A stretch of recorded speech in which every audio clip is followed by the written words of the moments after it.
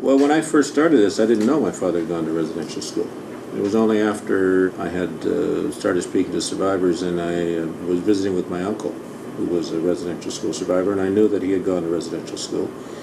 And I had been to visit him many times, and he wanted to talk to me about the independent assessment process that he went through to get his compensation claim.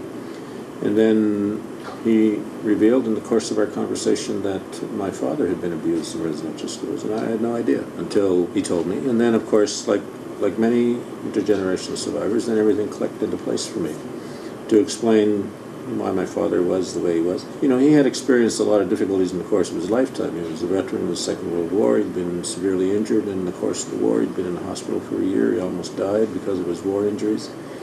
He had been a victim of a cave-in during the mines when he worked in the mines. He'd been severely assaulted when he was living on the streets of Winnipeg and spent a lot of time in the hospitals. He was an alcoholic. Had a lot of personal mental health issues that he had to struggle with during the course of his lifetime, including the fact that he lost his wife, my mother, when I was an infant. Would have been in residential school when he was a young boy. He went to war when he was 14 in the 1940s. Everybody lied about their age at that time. He would have joined the war in the early 40s, and that means that he probably experienced abuse in residential school when he was around 9 or 10. Well, he didn't talk about a lot of things. He never talked about his war experience. He didn't talk about the cave-in experience. I learned that all through my uncles. Trauma is a difficult thing for people to talk about.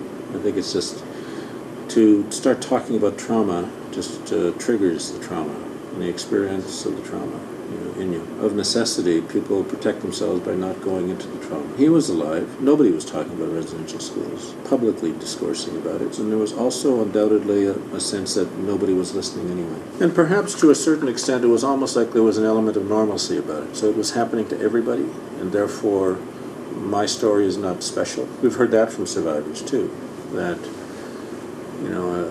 they say, on the one hand, I didn't think it happened to anybody else, but on the other hand, they say it's like everybody just accepted that this was the kind of thing that was going on.